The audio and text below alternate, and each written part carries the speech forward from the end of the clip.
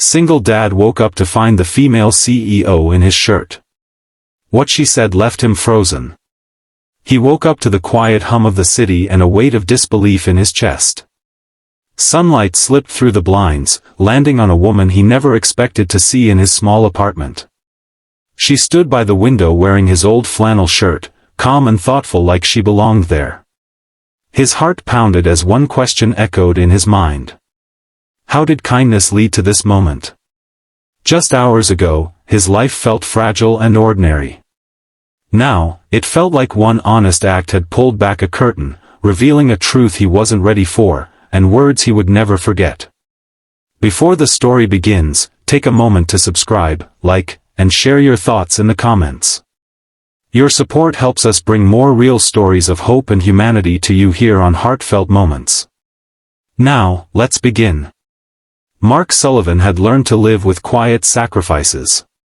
At 36, he was a single dad raising his 8-year-old daughter, Lily, in a modest apartment outside Chicago.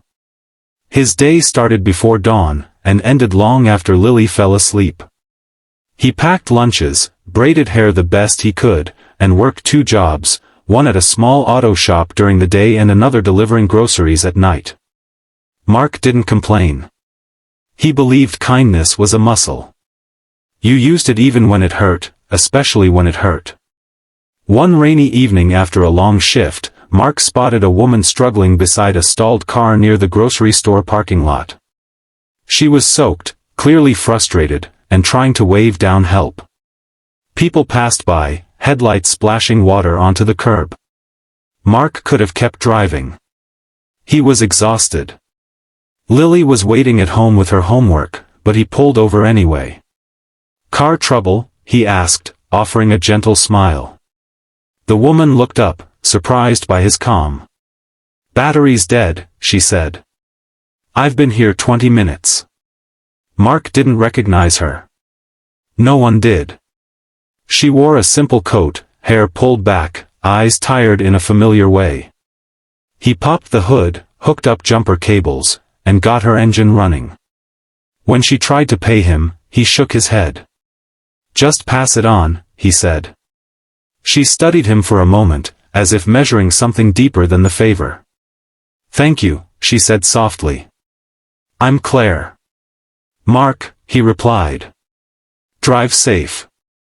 That should have been the end of it. But fate had other plans. Later that night, Mark's phone rang. It was Claire. She'd found his number through the grocery app he delivered for. Her car had broken down again, this time near his apartment, and the tow truck was hours away. Against his better judgment, Mark invited her to wait inside. Lily was already asleep. The apartment was small but warm. Mark made tea, offered dry clothes, and apologized for the mess. Claire laughed. "This feels like real life," she said. "I don't get much of that." They talked about Lily, about loss, about how loneliness can follow you even in crowded rooms. Mark didn't know it yet, but Claire was the CEO of a major tech company, a woman who lived in boardrooms and penthouses. She didn't tell him. She didn't want to. When the tow truck finally arrived, it was nearly 3 a.m. Claire was shivering, exhausted, and embarrassed. Mark offered his couch. She hesitated, then nodded. That morning, Mark woke up early as always.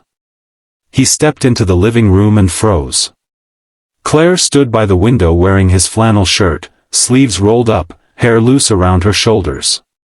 The city looked smaller behind her. She turned and met his eyes. "I owe you more than a thank you," she said. Mark blinked, unsure what to say. "You don't owe me anything." She smiled, but there was emotion behind it. "I've spent years believing kindness was a transaction," she said. "That people help because they want something back. But you didn't ask for anything." Mark shrugged. "My dad taught me that when you see someone stuck, you stop."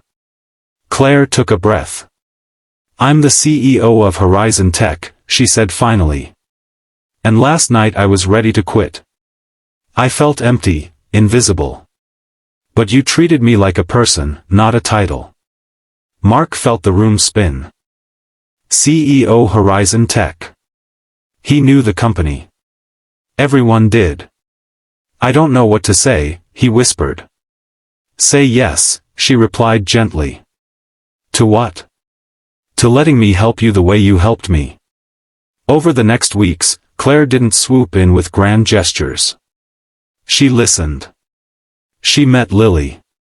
She learned Mark's schedule and the weight he carried. Then, quietly, she made changes. She helped Mark get certified for a higher-paying role at the auto shop's partner company. She funded a community program for single parents without attaching her name to it. When Mark tried to thank her, she stopped him. This isn't charity, she said. It's kindness returning home. Their lives didn't turn into a fairy tale overnight. There were awkward moments, hard conversations, and long days, but there was also laughter, trust, and a shared belief that people matter more than positions. One evening, months later, Mark watched Lily play in the park while Claire sat beside him on the bench. The sun dipped low, ordinary, and perfect. Funny thing, Mark said, if I hadn't pulled over that night, Claire nodded. If you hadn't believed, kindness still mattered. That belief changed everything. Kindness didn't just fix a car.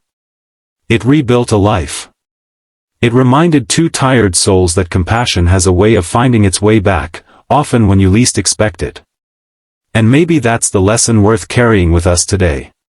You never know who's standing in the rain, waiting for someone to stop. A small act, a simple choice can open doors you didn't even know existed. So the next time you're tired, overwhelmed, or in a hurry, pause. Choose kindness. It might just change a life. Maybe even your own.